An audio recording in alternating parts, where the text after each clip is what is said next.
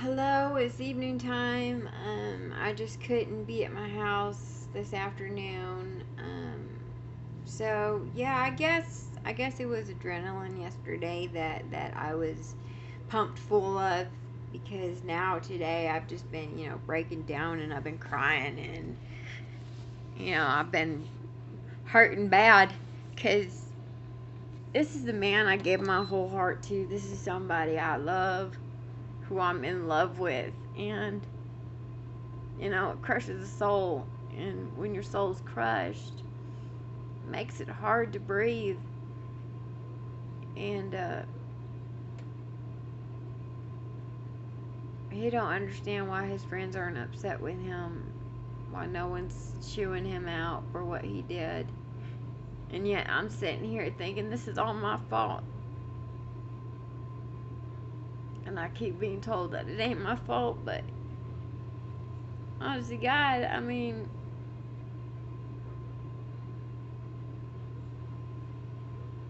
I've tried really hard not to blame myself for all this adulterous thing that just happened. Michael knows that I love him. He knows that I care. He knows that when it comes to pure love, he knows, he's seen that. He knows that. And, yeah, he made a choice. He chose me over the girl he cheated on me with. Yes, they had history like 6 years, and yeah, she cheated on him several times. He had his heart broke several times by this female, and yet she managed to come back and hurt him one last time. And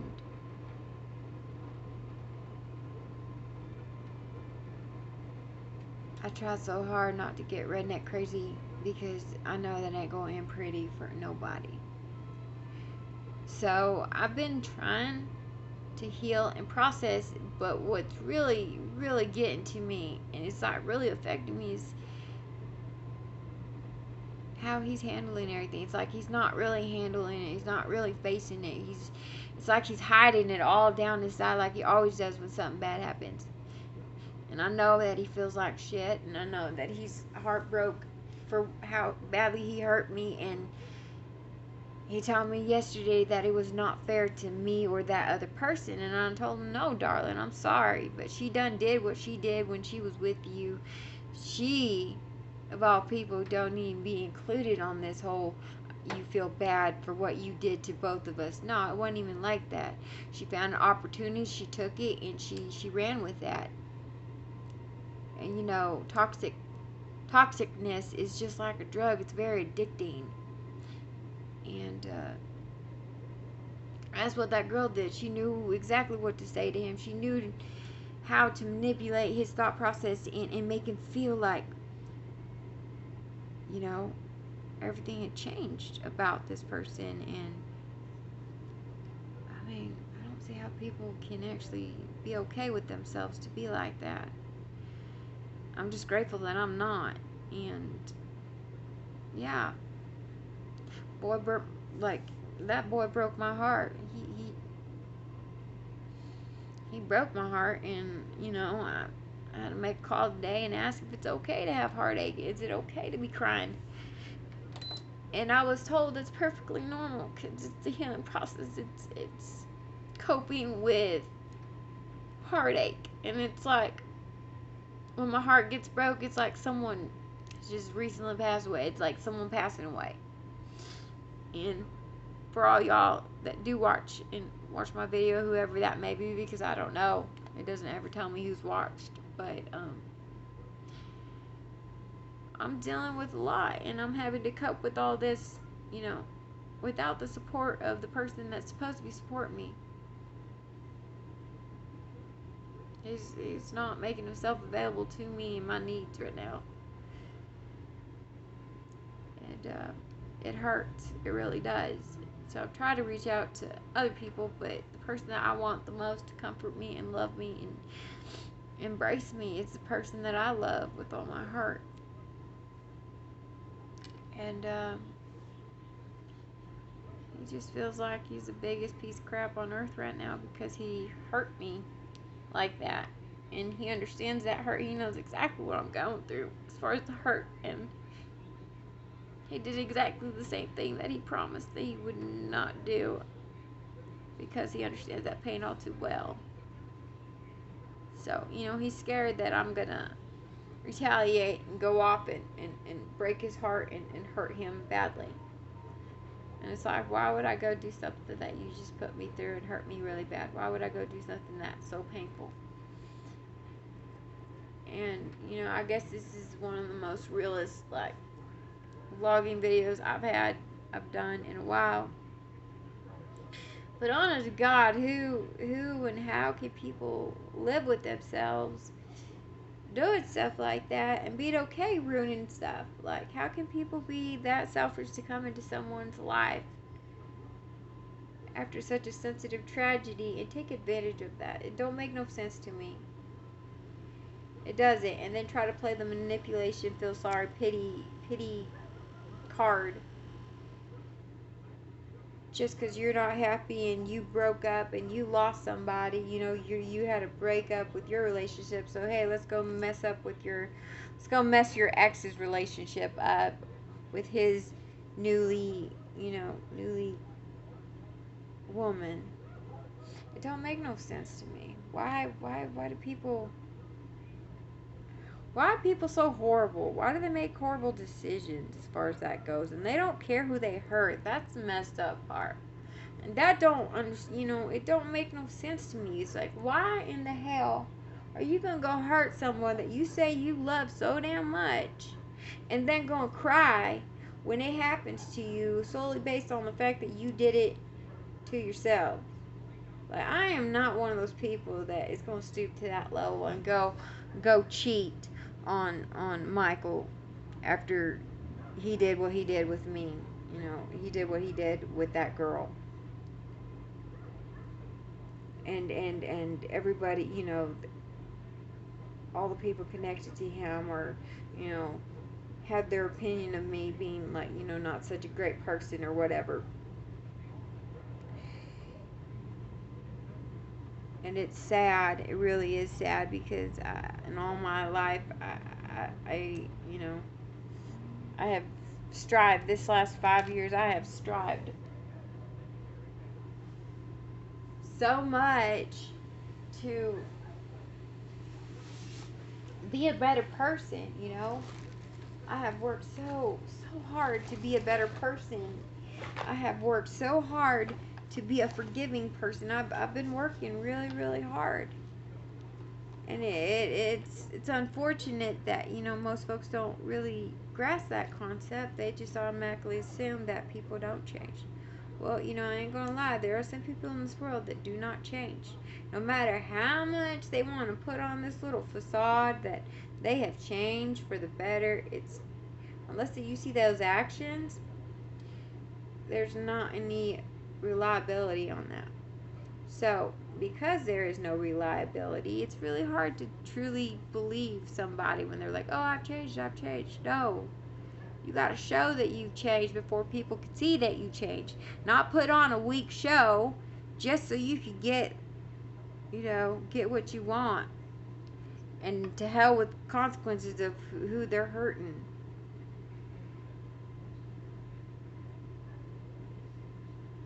So, the fact of the matter is the fact that I didn't do nothing wrong. I'm not in the wrong, but I'm hurting like some bitch. I'll tell you that much. I've hurt real bad. I'm struggling real bad. I'm struggling with my sobriety. I'm struggling with my addiction. I'm struggling with having to deal with all this by myself. Because the person that I need to be here for me right now through all of this is not available on a whole different spectrum. But yet we're focused on that. I'm focused on him. And I shouldn't be, because you know what? He knows he messed up. He knows he screwed up. He knows what he's done is wrong. And I'm pretty sure in his head he's tried so hard to justify why in the hell he would do that. He's trying to do all this crap, and it ain't working. Everything that he assumed was going to happen yesterday when I found out, because she sent me a message in the morning saying that they had slept together. He freaked out because he thought we was going to get in an argument. I was going to walk out of his life. So it was more of a cop-out way to get me to break up with him, because he couldn't bring himself to do that. And I told him that's not going to happen. That's not what I want. I want us to work on this. I want us to get past it. But right now, as it sits, it's like he's not even attempting to want to work to fixing this. And he's got a lot in his head. And it's just like, no, we need to fix it so we can get past it, so that we're not sitting here later on and having all these crazy thoughts. I want to get back to the happier days, the days where I wake up and I'm smiling to look at him, because every time I wake up next to him and I look at him, I just smile. It just brings such joy to my heart to see him lying there. But I can't help feel, all these emotions he's giving off, which is disgust and disdain and anger and hurt and strong dislike. And I feel like it's all directed at me, but really it's not. It's how he's feeling. It's his emotions, and I don't like feeling his emotions, because that's like breaking my heart. It really is. And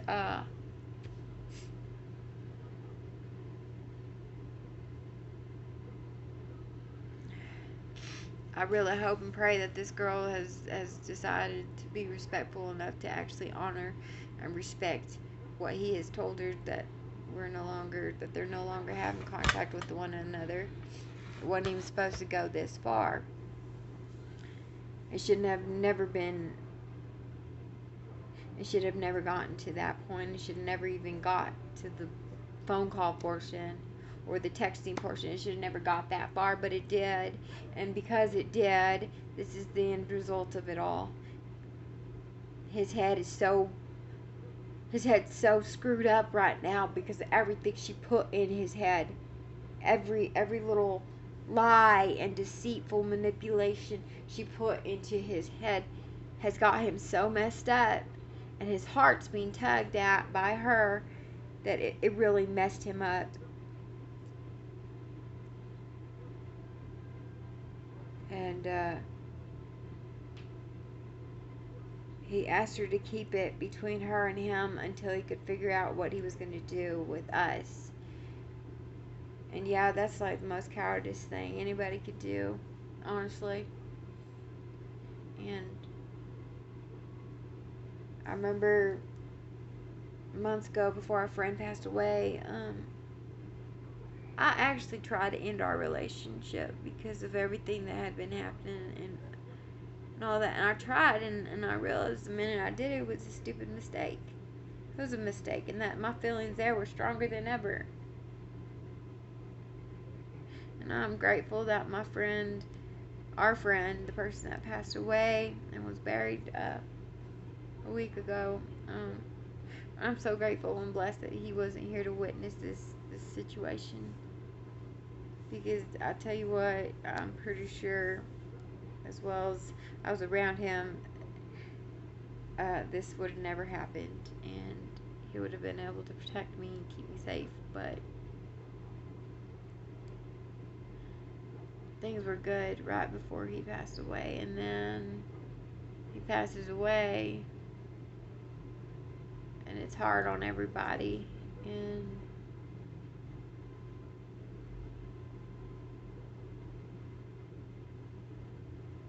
now it's like, with Chris passing away, that was the heart and soul of that house, and it's like everything has changed. Nobody, there's no unity there really. There's not really many people coming and going anymore as it was. Everybody's just doing their own thing, and it's like everybody's just it's always divided in certain times and certain days. People are doing certain things at the house, and they're not always all together, or there's always somebody missing. Um,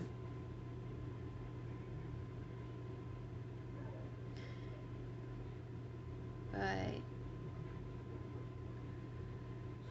after Chris passed away, my buddy Kit passed away, and right before we buried Chris, 2 days before we buried Chris,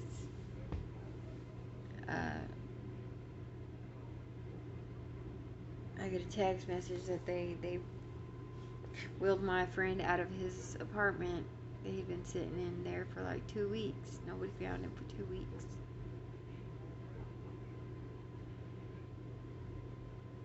And it's been hard. And then, of course, the love of my life cheated on me with his ex-fiance for whatever reason I don't really understand. And then I was walking home today, and bam, the little kitten I was taking care of got hit by a damn car. So now her sister's all alone, and I feel bad.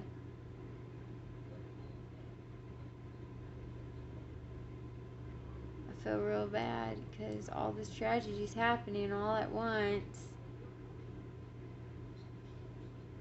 and I'm trying to hold on and not relapse, and not pick up a drink, and not do any of that stupid stuff. But at the same time, I'm not getting what I'm needing, which is affection and comfort from the person that hurt me.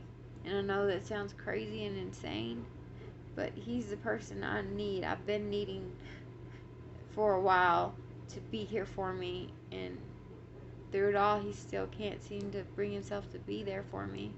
But he wants to be there for his ex. He wants to be there for his friends. He wants to be there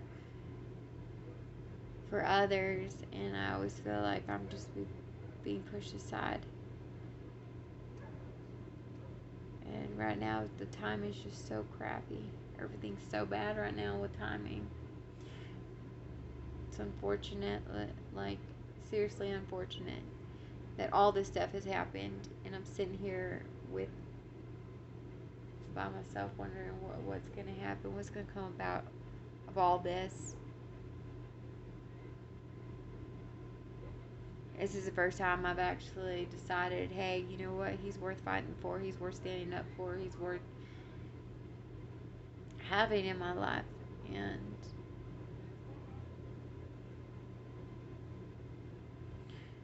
heartache is a mind killer. It is. It really affects your peace. It affects your everything. And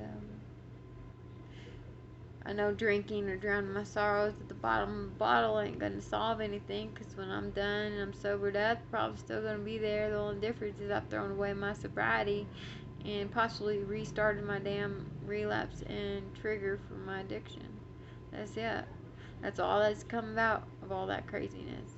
And I really, really, really don't want that to happen, but I have my moments where I'm shaking and I need comfort. I'm screaming out, hey, I need help. I need that comfort, and I'm speaking it bluntly. I need comfort. I need comfort from my Michael. I need that embrace. I need him to be beside me right now and set his whole feeling like shit aside just to comfort me in this time of need.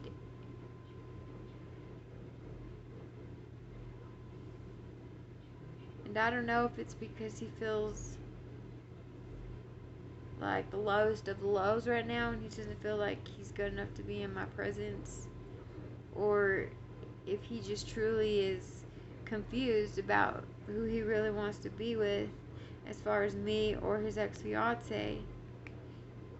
You know, I apologize that he had a heartache this morning, that his heart was hurting. And it's crazy because I'm the one that got hurt. I've endured heartache, you know, and yet here I am showing him sympathy, showing him compassion, showing him understanding, and trying to be there for him as a support system. But it's like anytime I want to support him, he just pushes me away, pushes me out. So it's like I can't really win. I can't lose. I'm just in between the middle.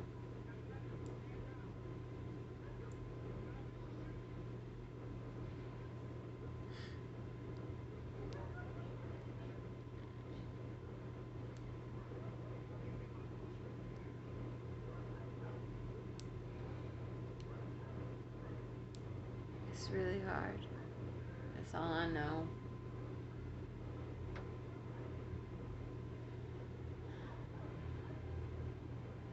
Not even a year, and this has happened. It's crazy. But thank you guys for listening to me go on for the last 20 minutes about how hurt I am about this whole situation, and just how scared I am. I'm scared to relapse. I'm scared to lose the thing I love in life, the person I fell in love with. I'm scared to lose all that. I'm scared to lose myself. I'm scared to lose sight of who I am again.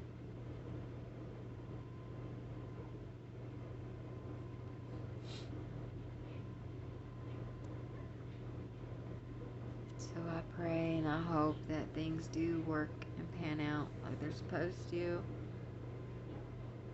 And that we'll be good and solid again. And that I pray that nothing else comes in between any of that. Because I know a relationship takes work. Lots of it. So thank you guys. Appreciate your time. Stay safe. Bless you. Maybe tomorrow will be a better day. But I won't know until I'm there. So until then, be safe. Love one another. Thank you for listening in. Appreciate you. Good night.